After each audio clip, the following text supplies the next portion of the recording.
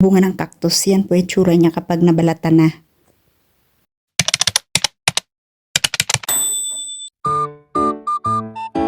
Beautiful people, welcome to my mini vlog. Hi, it's me again, Marivic. 5 taon na pong kasambahay dito sa Saudi Arabia. So, yun na nga.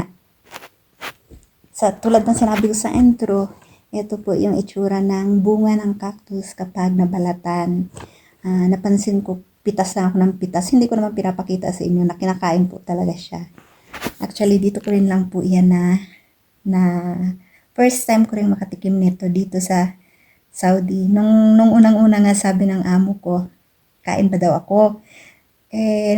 Ang alam ko kasi nakakalason siya, di ba? Yun yung sinasabi ng mga nakakatanda sa Pilipinas na nakakalason yung cactus. Tapos, tinitingnan ko siyang kumakain. Sarap naman siya. Iniisip ko, bakit hindi siya nadedok? Kaya yun, napatikim na din ako.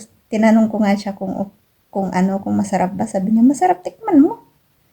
So yun, tumikim nga ako. Ba't masarap nga? Para siyang napakarami lang niyang buto talaga. At buto talaga yung makakakain mo sa kanya. So yan, itsura niya.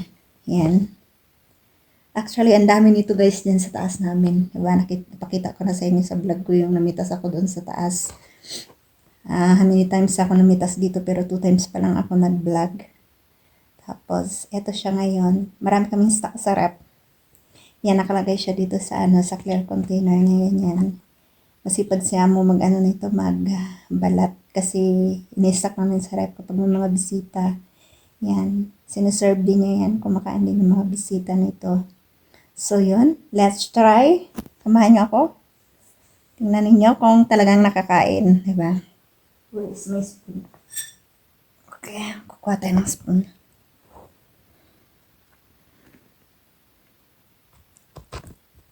Yan. Ganyan siya sa malapitan.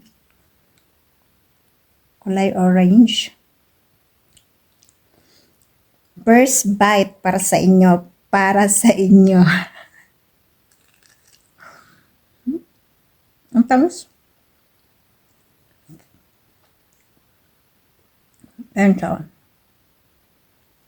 Mama siyang buto. Alam mo yung lasa niya na malasa niya. Juicy. Masabaw siya. Masabaw na matamis.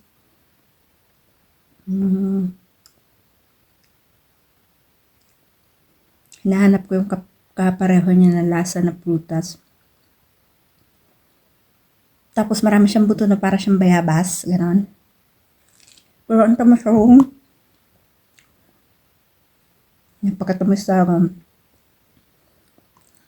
kaya pag nakita ko nag-orange na doon sa taas, pag nakita ko, sabi ko, punta ako sa taas, sabi niya, sige, babalatan ko. Hindi na kasi siya makakit na. Nakakakit naman siya, kaya lang mabagal. At saka nakakatakot baka po maligid. Kasi maligid ba kay pang man to? Mga ko na lang mag-ingon siya. Saka ko sa taas.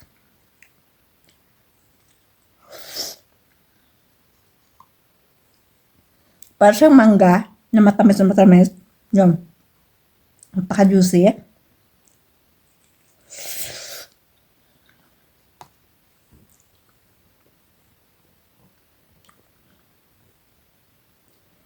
Tsaka nakakabusog siya guys.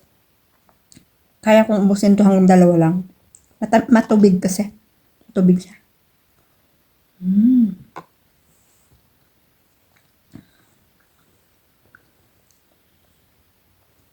So yun, I hope na na-convince ko kayo na nakakain po talaga yung bunga ng cactus. Sa mga hindi pa nakakakain pero usually naman nakikita ko sa ibang bansa talagang kinakain yung cactus. Lalo na po sa bansa ba? Australia? Correct me if I'm wrong. Parang Australia, Canada, basta nandyan po sa dalawang yan. Kinakain po talaga yung cactus kasi may mga Pinay din vlogger na nakikita ko na kumakain sila nito. Pati nga po yung nito, yung dahon nito ay nakakain din. Niluluto para kainin. So yun, thank you so much for watching. See you in my next vlog. Don't forget to follow, like, and share. Mahal ko po kayo. Amping Kanunay.